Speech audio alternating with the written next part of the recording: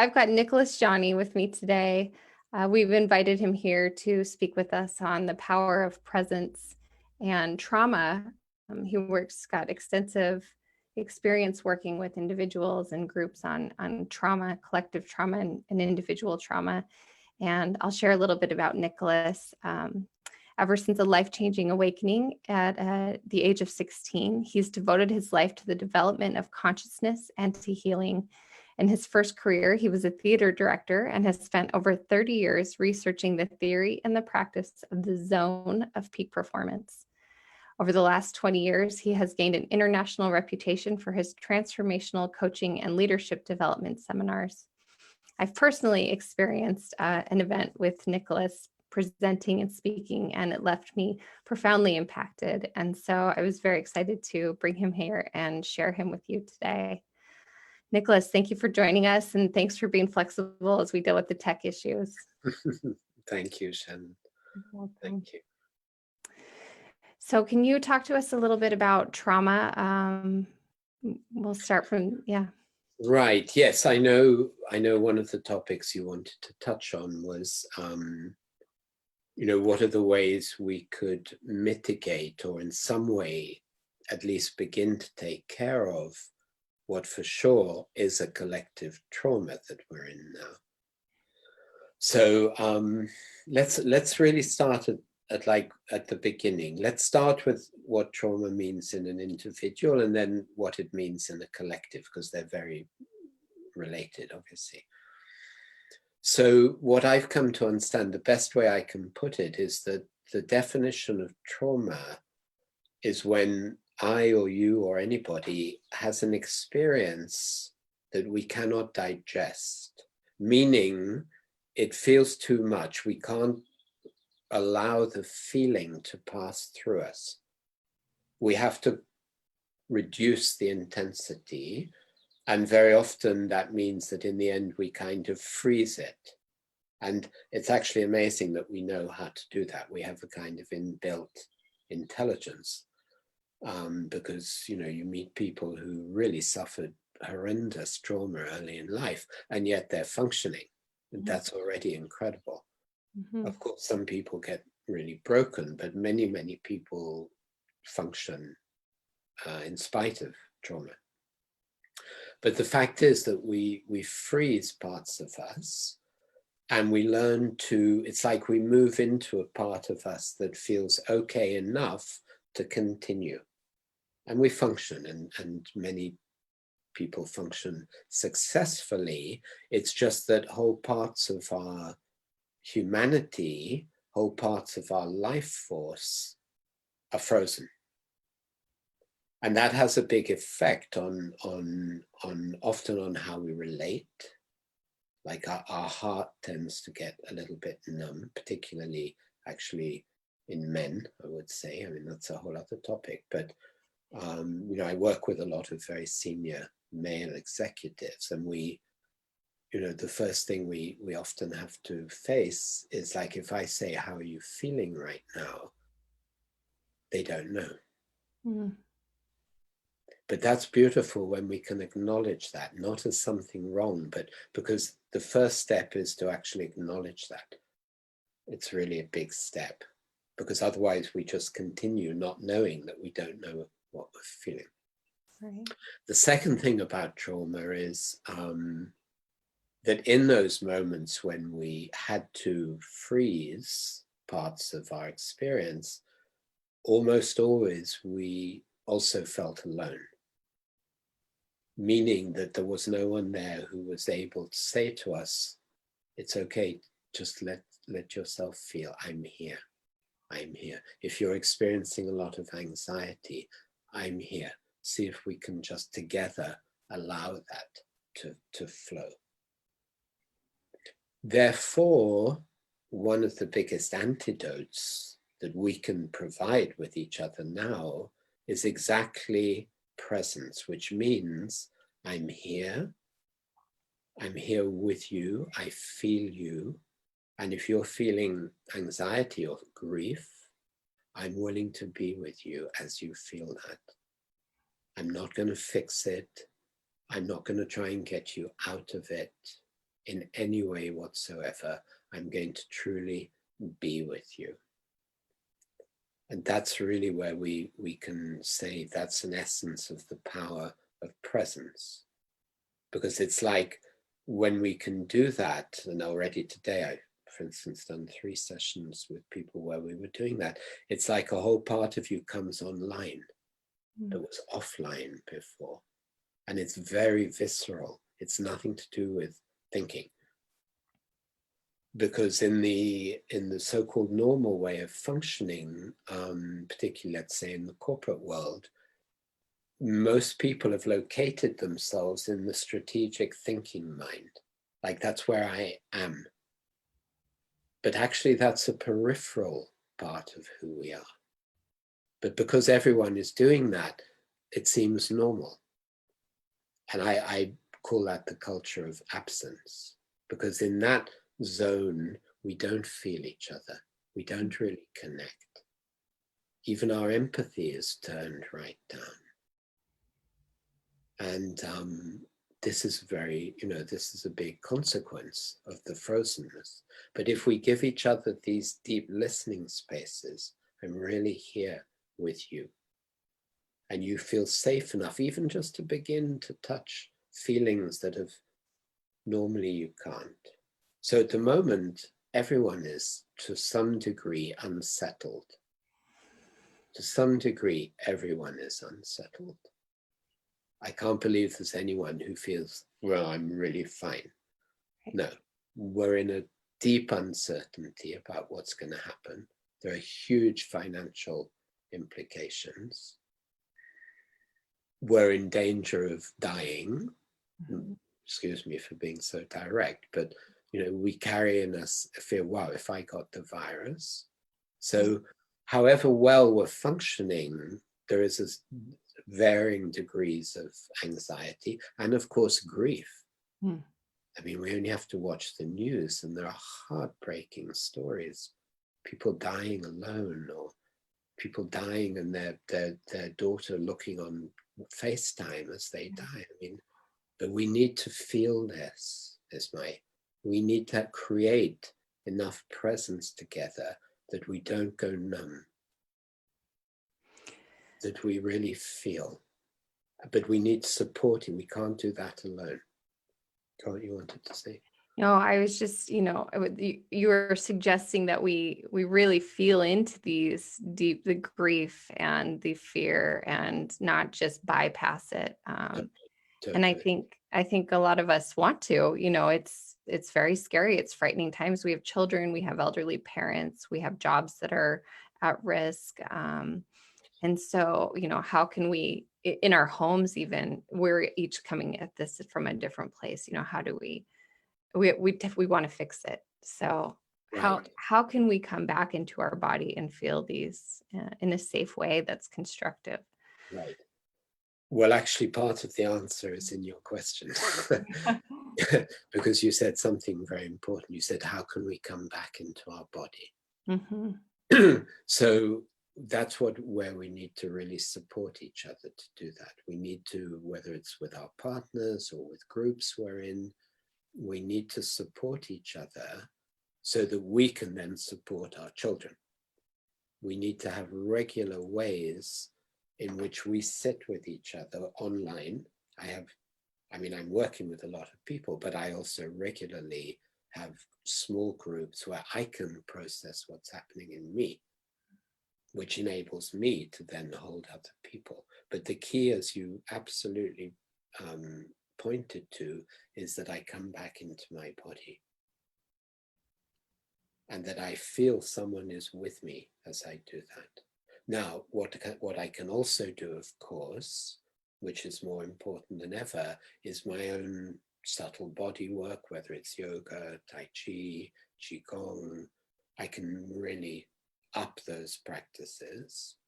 And I can also up my meditation or mindfulness practice, which enables me to not to escape, but to include what I'm feeling. And we'll do a little meditation with that afterwards. But also to drop into a part of me, what I call the vertical that does touch into a dimension beyond what is happening. The only thing I say about that is that spiritual people, we need to be careful we don't do that as a bypass, Mm. where we kind of hang out in a space where we feel okay, but actually we're just avoiding. It's a very fine line, but of keeping the two, to be in deep, spacious presence and to be willing to feel. And that's, I believe, what we have to be practicing more than ever. And we just try, it's not like just a magic. We have to keep doing that together. But if we have that intention, I sit with you and I give you that space to feel. And then you give me the space and we do that together. That, I believe, is the most important thing now, that we do that. Because then our nervous system will settle more and we'll feel more grounded. And it's not that we'll stop feeling anxious. That'll come in waves, or grief will come in waves, but we create a kind of foundation.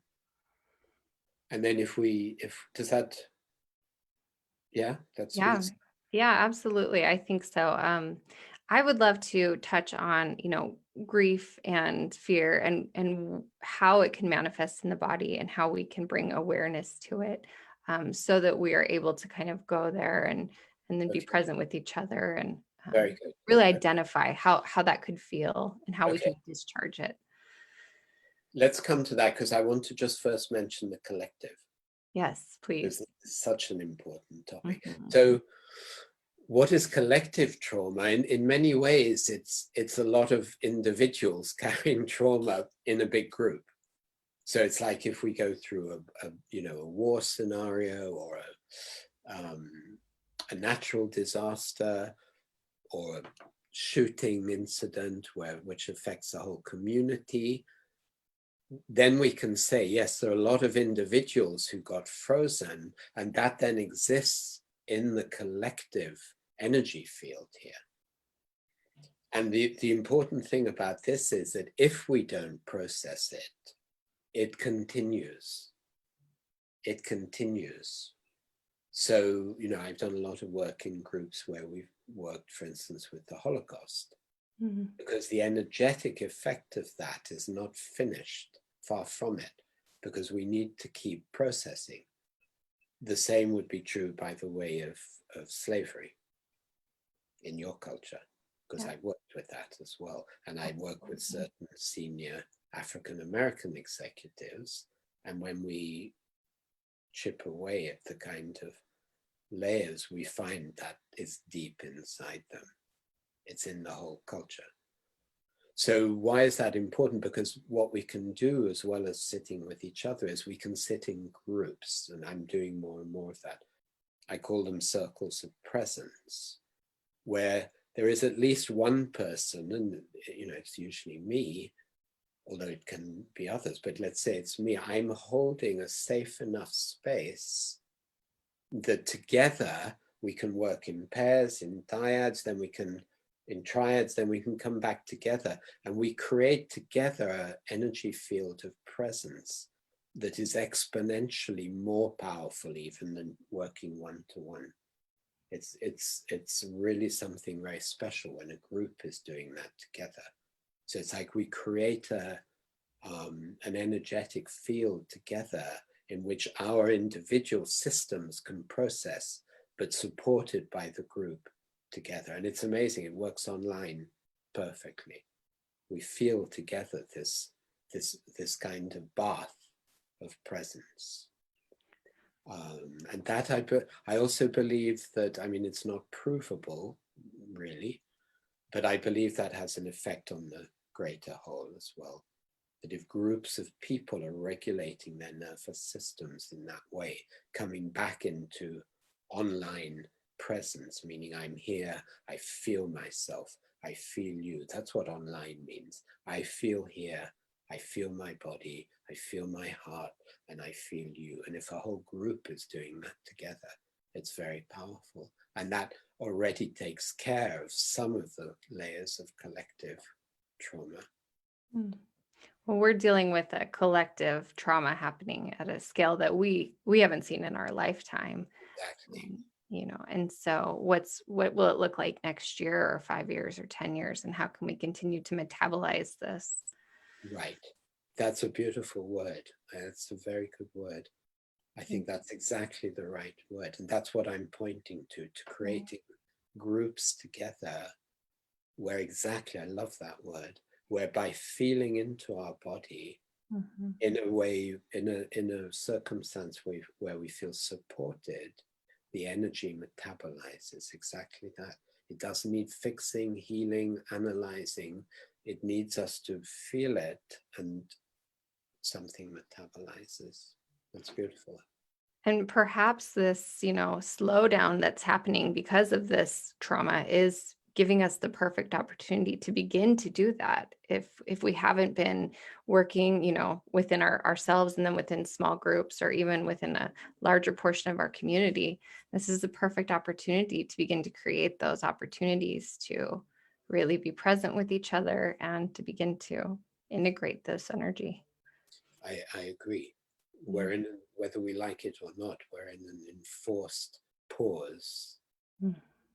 And that actually may be the last thing I want to say, because it's also, I think, important to understand that some of what's arising in us, we might at first think it's because of what's happening, like fears, let's say.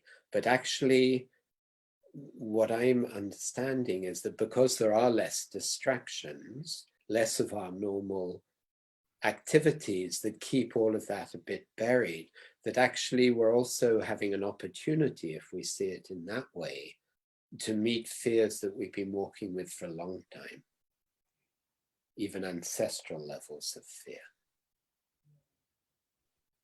And that's also, we also, it's important that when we do energetic work, because all of this is 100% energetic work, we need things to be in their right place and not get confused.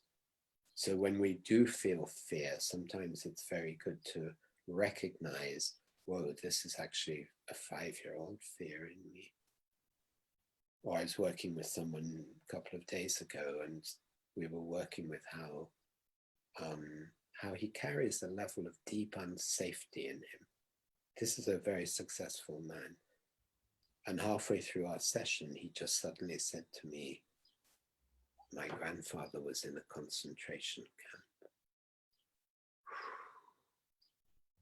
And then we understand that there's a certain part of his unsafety feeling that has been passed down. But that as we together feel that, something is finally metabolizing that has maybe taken 2 generations. And if it didn't happen in him, it would get passed on. What a beautiful gift to heal that collective, Right. lineage of trauma and unsafety, Yeah. and the fact that he will not be passing it on. And I think that's something so many of us are hoping not to do, is not pass this on in this time that's happening right now, and not pass it on to my children who are living through it, but how will they take it to their children who aren't living through it? How can we help them metabolize now? Well, you've explained it by being present, holding that space for them so that it really gets Yeah, and grounded out. also with children, and my children are older, but also being tuned into how much they can take. Mm-hmm. You might have one child who is able to say to you, yeah, I feel really scared. And you can say, it's okay, I'll sit with you. And I'll hug you as you feel scared, whatever it is. And we just let you. And then another child you might recognize, no, that would be too much for them. So it's but your presence is what will give you that knowing. Mm. And your presence even is in itself part of what's needed. Your presence is what's needed, our presence with each other. Even if our presence is it's too much right now. We don't ever push past that. We don't ever push past that. Being present to that is already part of the metabolizing process. There's a lot of presence right now as we're all contained, together or quarantined, and I know some may be listening to news or social media or alcohol or just kind of also bypassing. So I think this is an encouragement to get present with the feelings that are coming up right now. as Yeah. much as we can. That's, I believe, the best we can do. So And I beautiful. say again, to really strengthen our meditative practice, Mm. both at the same time. I think it's very important. One without the other is either an avoidance or we risk drowning in the feelings. We need to walk that middle path. It's both. It's both. You will be sharing a meditative breathwork practice with us today. Can you give us a little bit of perhaps your personal meditative practice, how you ground yourself daily, or your body exercises, your daily routine that helps keep you, metabolizing this? Right. So my main kind of formal practice, which is every day, is at least an hour of Qigong. Mm. And that has various forms. I mean, I've been studying with an amazing Chinese master. So 40 minutes of that is movement, but then he's also given us other, he calls it brain activation or the sound healing, where we work through all the organs with different sounds. So that's really critical for me every day. That really grounds me. I'm working a lot at the moment, but at least once every day I go out. I'm very fortunate. I have amazing nature around me on my doorstep. So I go out, I walk, I sit. That's very important. And then the other very important thing is that I regularly have spaces. I mean, my wife and I give ourselves that all the time. How are you doing? Let's really sit with it. But I have also groups, typically groups of three of us that meet whenever we want to. And I'm doing that more than usual now, where we give each other the presence to really feel, to really feel. So that's how I'm managing. Thank you for sharing. Mm. Would you like to share some breath work with our audience? Yes, Wonderful. I'd love to. Good. Great. So wherever you are, let's close our eyes for a moment. One thing I want to point to, because I think I've understood from years of teaching mindfulness and meditation, that we need to make very clear for ourselves what's the difference between paying attention and thinking. Because the essence of mindfulness, which is such a powerful tool, is paying attention. And I notice that they very easily get conflated because we're so used to thinking. So here's a very simple way to get the difference. So just pinch the top of the skin of your hand. Just pinch it for a moment. Just till there's a small amount of pain. And just notice the sensation. Notice the sensation. And then just let go. Let go of the pinching. And just track the sensations as they change in your hand, but also subtle sensations that arise in your body. You're just noticing. Just noticing. Just noticing.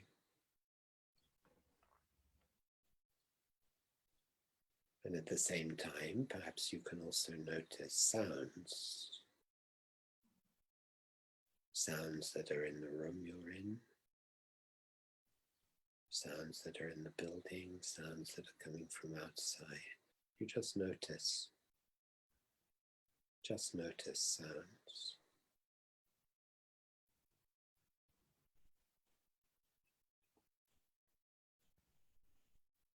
So now we've activated this very, very essential function of attention, noticing, awareness.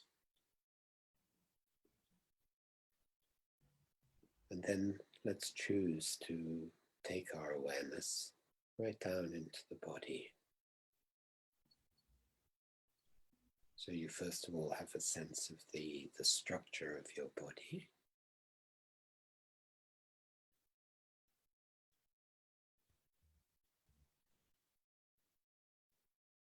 And then let's zoom in for a moment, like you choose with your attention to zoom in to your breathing process.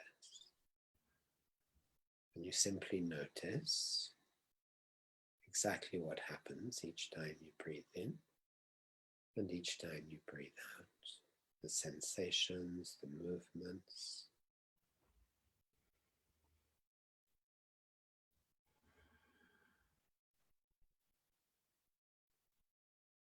You can also notice your contact with your chair, so you become aware of your core, your pelvis, your sitting.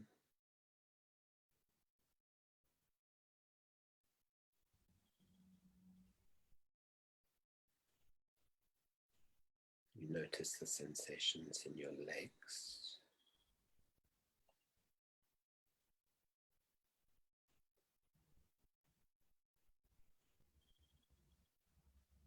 You take your awareness down to your feet. You notice your toes, the whole sensation of your feet.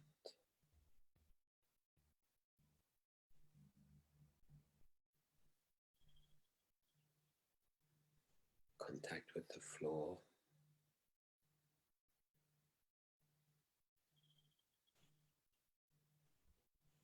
And then come back to your breathing. Once again, just noticing more and more subtle details of sensation.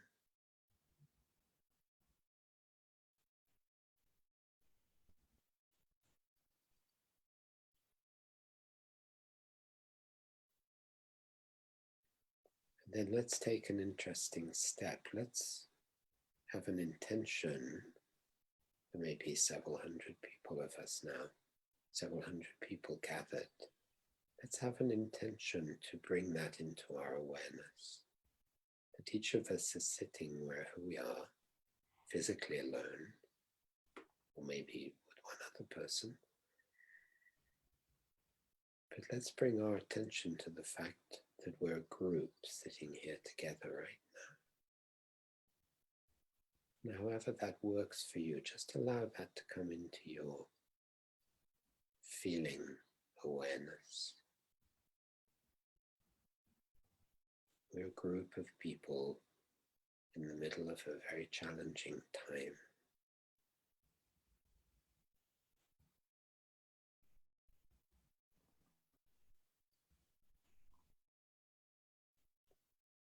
And just see to what degree we can also allow together there's some layer of anxiety you feel or unsettledness. If there's some feeling of grief inside you, that we feel the power of our togetherness, just to allow that we're not alone, we're together.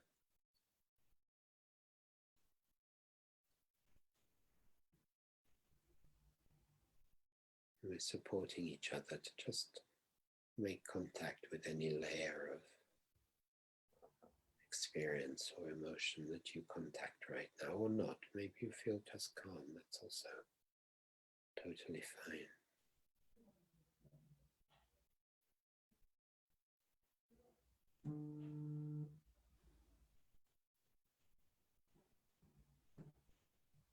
And we keep this feeling of our group here, like a big circle of presence.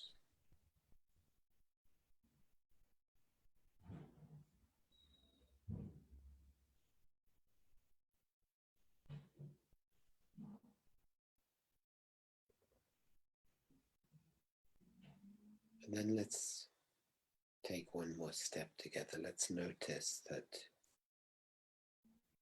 as we pay attention in this way, as we make space for what is happening inside us, that we can also rest for a moment in a kind of deeper feeling of being, a deeper feeling of presence. Something that has a kind of more timeless quality, a deeper silence inside. And to whatever degree feels open to you, just to notice and rest in that for a moment or two together. We do that together.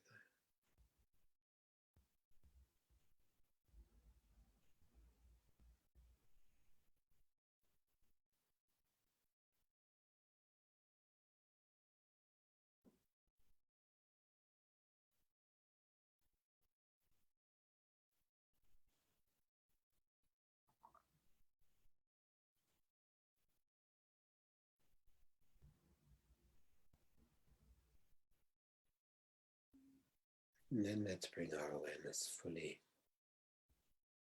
back into our body, to your sitting, your breathing.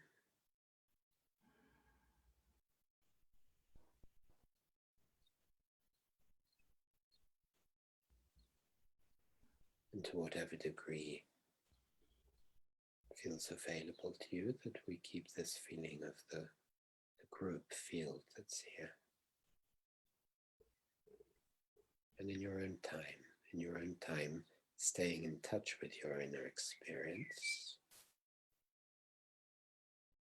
and having the intention that whenever you open your eyes, you will stay in touch with your inner experience at the same time as we open our eyes.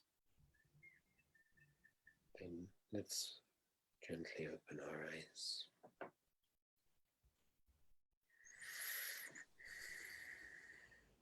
That was very powerful. Thank you.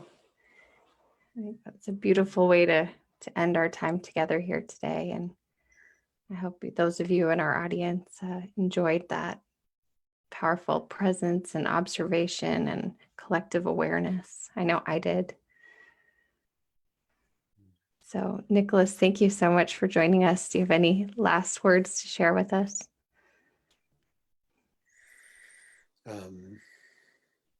Just to really support each other, to feel, to connect. Yeah, to keep our hearts as open as we can. And that's the best way. I think how we come out of this will depend a lot on how we navigate this. And as you said earlier, this pause is within the huge challenge and a lot of suffering that's going on. For those of us who can, it's also an opportunity to do this kind of real deep practice of presence together. And that's a huge contribution for ourselves, but also for the wider collective. Absolutely. So thank you. No, thank you.